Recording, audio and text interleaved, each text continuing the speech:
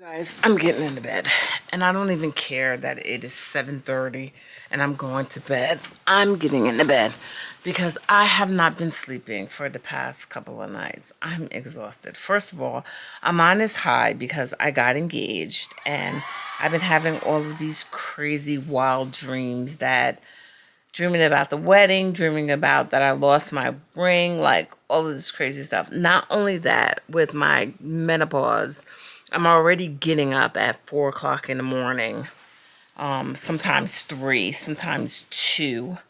And so when I get up at 4 o'clock in the morning, I just go to the gym. And the crazy thing about it is there's mad people at my gym already. So when I get there, I'm like, what time did you get here? Some of them say 3:30. Some of them say 4. So I feel safe going into the gym that time. I'm like, what else can I do?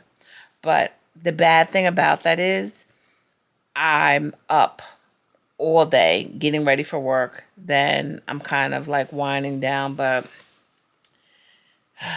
yeah, I'm exhausted. I'm so tired. Like, I just want my brain to just shut down, and I'm just too excited about this engagement, and I don't know. But I'll give you guys an update. I'll fill you in. For the time being, I'm going to bed. Good night. Good morning. I'm on my way to work and I'm having a full-on hot flash. It's so crazy. Whew. I did sleep last night. I'm excited about that. I got up at 4:15 and just went to the gym. So I'm sorry, guys.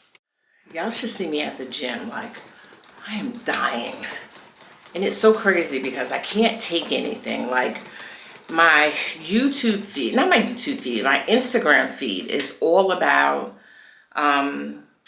vitamins and supplements to take, but I can't take that. I can't do hormone replacement. I can't do birth control. I can't take that. My genetic testing is funky. My family gene is funky. I had a mammogram yesterday, so check that out. Did you know the recommendation is age 40 to start screening with a mammogram every year for breast cancer? And if you're a woman at high risk, such as family history, then it's important that you talk with your doctor about early screening, as well as supplemental imaging. I am a high-risk patient due to my family history and genetic testing. As for me, the 20 minutes for this appointment was well worth it. Have you had your mammogram yet? First off, can we get into the hair and how it's growing like crazy? First of all, if you're new here, welcome. My name is Kimberly, and you guys are in the healthy lane. Break down to you all that has been going on. I recently got engaged. So prior to the official engagement, we knew we were going to get married and we had been planning a wedding. But as I was recording and trying to do my content, I was shopping for my daughter's graduation party that's going to be in May, and also preparing for this wedding in March. Now that I feel like we're engaged, I can officially move forward, and I feel like I can be my authentic self in shopping and bringing you guys along and telling you everything that we have going on. The venue is booked, the photographer is taken care of, the DJ, the food. We're not going to have a big bridal party because we both have large families, and we didn't want that hardship on both of them, being that, you know, we have family coming from New York, Florida, South Carolina, New Jersey, like all over the place they're coming from. The western part of North Carolina, because we both live here in North Carolina. So again, we just didn't want that to be a hardship on anyone. So we're doing that. We're just taking care of all the things. But I wasn't officially engaged. So now that I am officially engaged, let's go. Let's get into this thing. We met, and did I know he was going to be my person and I was going to marry him? No. I'm going to be quite honest with you. I never wanted to get married. Getting ready to empty nest, preparing mentally to empty nest, and not really thinking that love was going to come my way. And out of the blue, this man comes into my life, and he was actually everything and anything that I really wanted. Now, I'm going to be honest with you. I was bucking and resisting this whole time. I will tell you, the downfall of being single for so long, having that you know independent spirit, anyone who comes in the picture, you kind of feel like they're controlling you. And it's funny because I watch a lot of memes, and in these memes or on TikTok, a lot of guys will say, be careful with women who are independent. I turned my girlfriend's thermostat up and she broke up with me. And yes, we joke about that, but it is the level of pettiness with us because we have been independent so long, and now you have someone coming into the picture, coming into play, and that was something that I was being mindful with my daughter. My daughter has not seen me in a committed relationship like this. So now you're talking about merging families and getting married, and it's a lot. And people have asked me, like, how is your daughter adjusting to this? And she's adjusting very well. It's her father, and her relationship with her father is rock solid. I love their relationship. So it's just adjusting and getting the swing of this new life of ours. Not only that, I kind of had a reality check over the summer. If you watch the video about me having a hysterectomy, my daughter was away at my sister's and I was home alone. My son was here and my daughter-in-law was here, and my fiance was coming because we live in separate households.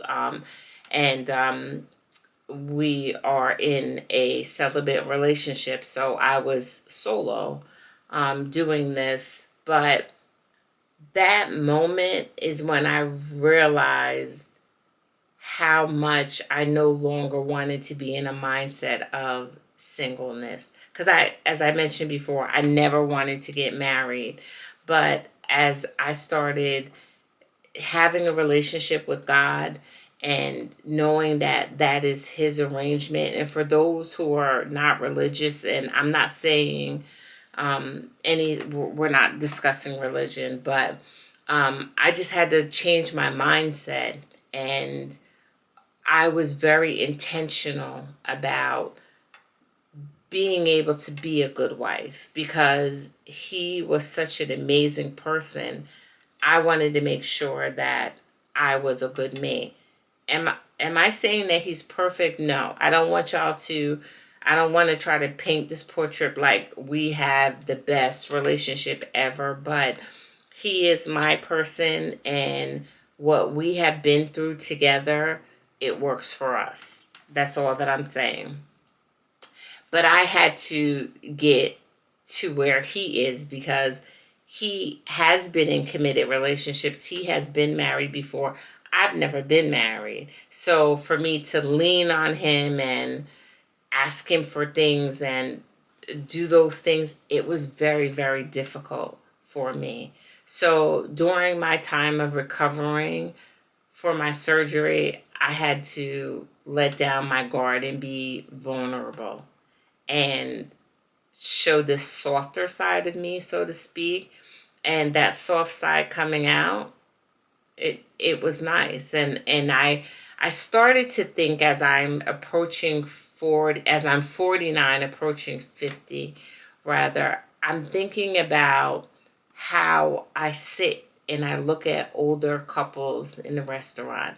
I just stare at them in amazement because I just love that. Through sickness and health, till death do them part, they're committed to each other. And I realized that that's what I want. I would like that type of commitment. And I'm glad that I found that type of commitment. And it wasn't always easy. It was a lot of difficulties and a lot of adjusting on his part, on my part, because I'm so headstrong about I'm independent. I don't want nobody. Like, I could do this on my own. And even some of my speech, I had to really, really question that. Now, don't get me wrong, because I don't talk harsh to anyone. You know, I would never talk disrespectful, but just telling a person that you don't need them, to me, it's not kind. It's not loving. And I had to just check myself. But I had to be heavy on my prayer to become the woman that I am. And just the conversations that I was having with married people, you know, helping me to adjust. Um, I remember having a conversation with a friend, and I explained to her that my circle of married friends are so dope, and I admire that. I admire them. So I knew when it got to a point when I would meet my person, he was going to be dope and mesh well. And a couple of years ago, I just remember jokingly saying, like, my husband is dope, and I'm very happy for this relationship that we have established and where we are and how we are going about this thing. So back to rewind. I have a couple of things going on with my health, and um, we're just hitting it. We're just hitting it, hitting the nail on the head, and just embracing it together, because it's such a journey, and it's very, very nice to go through a period in your life, something that is so sensitive and emotional for us as women, to be having a hysterectomy. And sometimes it's just the ignorance behind it, with having a hysterectomy and people not really knowing like what's going on, that your body is different, your body's changed. You hear negative comments about, you know, how it affects you sexually, and being in this celibate relationship, you know, for you to be there with me as I'm having this hysterectomy, for you to be there with me when I was going through the bleeding. So I'll just, for a little story time, I'll share something with you. In May, I was bleeding. I was bleeding so heavy. And it was, I got to a point where I could be very comfortable with him and ask him, like, please tell me if I start bleeding on myself, because I'm wearing a diaper. I'm not a diaper, but I'm wearing a Depend. Sometimes I'm wearing two Depends because my bleeding is so heavy. And for him to always check and cover me if I'm going through that, just being like, it's okay. And it wasn't okay for me, because I'm like, I don't want to bleed around you. I don't want to bleed in your truck. I don't want to bleed with your family. So, you know, he didn't mind. And I was just like, but I'm still bucking, because I'm in this whole independent mindset. So to transition and have the surgery and recover from the surgery, and letting him know what my body is doing and how my body is going so crazy, like, it just makes me emotional in a sense, thinking about it. And even now, like, not having a conversation that after you have your hysterectomy, like, because I still have my ovaries, like, I'm going through these changes. As I mentioned previously in the vlog, I'm having a hot flash. I have these hot flashes all the time, and we talk on the phone, so he hears me going through it and having these hot flashes. And for it just to be okay as I am approaching 50, and my body is just fighting me in a sense, you know, like brain fog. I have to say to him, if I repeat myself, or if I'm saying something and I'm not being clear, just be patient with me. And, you know, for him to just be like, okay, babe, like, you know, are you trying to explain it like this? And is this what you're telling me? I just want to be clear, and that our communication is well, because my communication is off. That really means something to me. So I have a supportive partner. I have somebody who's going to get my back, who's going to be there with me through all of the hurdles.